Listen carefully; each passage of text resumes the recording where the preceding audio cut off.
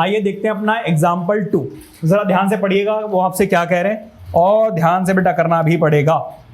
देखिए, which of the following list of numbers form an AP. आपको देखना है भाई first, two, second, third, fourth में से कौन सा एपी फॉर्म कर रहा है।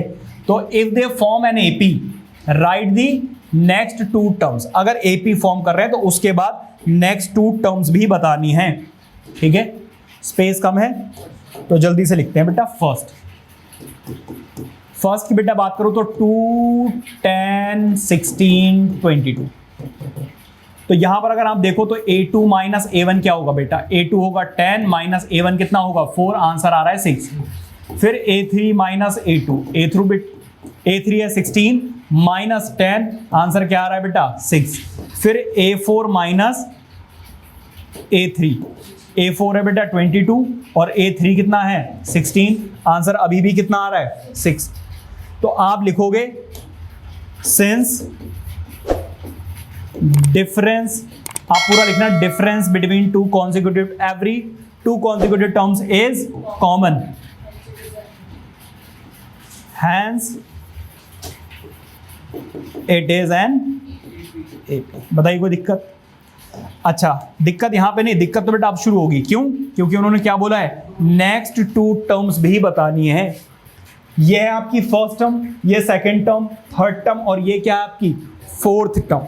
अगर मैं यहां से ऑब्जर्व करूं तो मुझे ए की वैल्यू कितनी मिल जाएगी 4, और डी कितना है बेटा अभी निकाला है 6।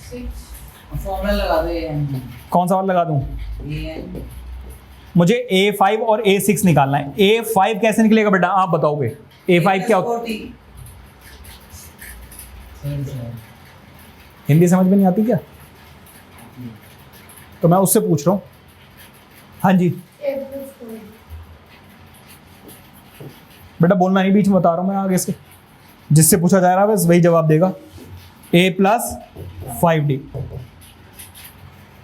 A की वैल्यू कितनी है बेटा? हाँ जी 4 प्लस 4 इंटू डी, डी की वैल्यू कितनी है बेटा 6। तो 6 4 जा 24, 24 प्लस 4 कितना हो गया बेटा 28। यहां पर देखो जरा, A की वैल्यू कितनी है 4 प्लस 5 इंटू डी, और डी की वैल्यू कितनी है बेटा 6। तो अरे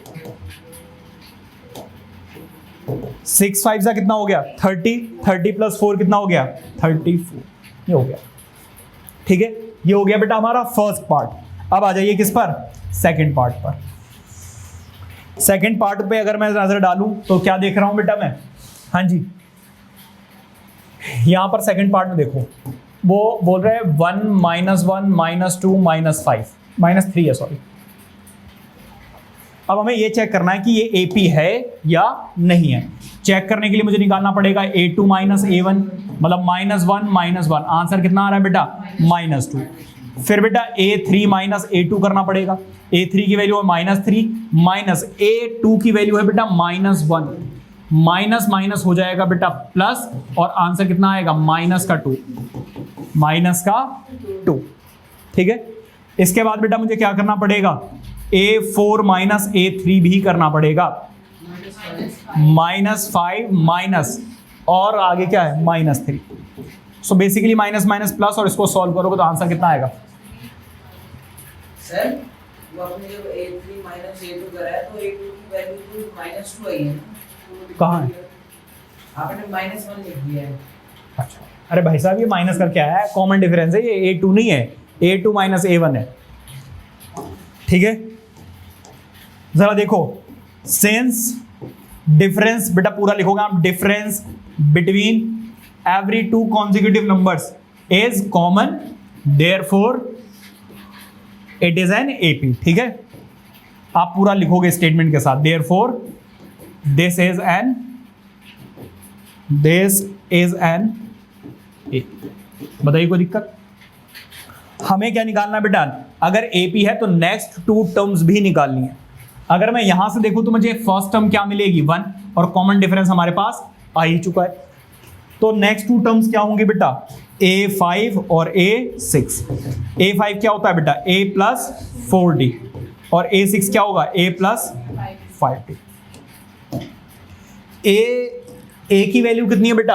हाँ जी 1, और प्लस 4 इंटू डी की वैल्यू कितनी है? -2। देखो ये आ जाएगा -8 और ये प्लस का 1, आंसर कितना आएगा बेटा? -7। बताइए कोई दिक्कत?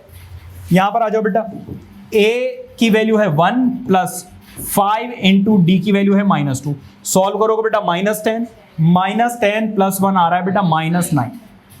इसी तरीके से बेटा आपको नेक्स्ट 2 टर्म्स भी करनी। देखो ये तो एपी है नहीं, क्योंकि यहां पे डिफरेंस 0 आ रहा है, यहां पे डिफरेंस 1 आ रहा है, और यहां पे डिफरेंस 2 का आ रहा है, इसलिए ये एपी नहीं है, सॉरी 1 का आ रहा है। तो ये एक एपी नहीं है, कहीं पे डिफरेंस 0 आ रहा है और कहीं पर 1 का आ रहा है। समझ में आ रही बात है? यहां पर जरा देखो, इन दोनों का डिफरेंस कितना है? -4। इन दोनों का डिफरेंस कितना है बेटा? -4। इन दोनों का डिफरेंस कितना है बेटा? -4। इन दोनों का डिफरेंस नहीं बेटा, सॉरी। अच्छा, इन दोनों का डिफरेंस बेटा कितना हो जाएगा? हाँ जी प्लस का 4। इन दोनों का है बेटा माइनस का 4, क्योंकि यहां पे डिफरेंस बेटा क्या है? कॉमन नहीं है, इसीलिए ये भी एक एपी नहीं है।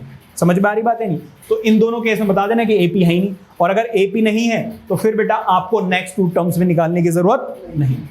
इस तरीके से बेटा आपको एग्जाम्पल 1 और एग्जाम्पल 2 करने हैं। ठीक है, प्लीज नोट इट डाउन।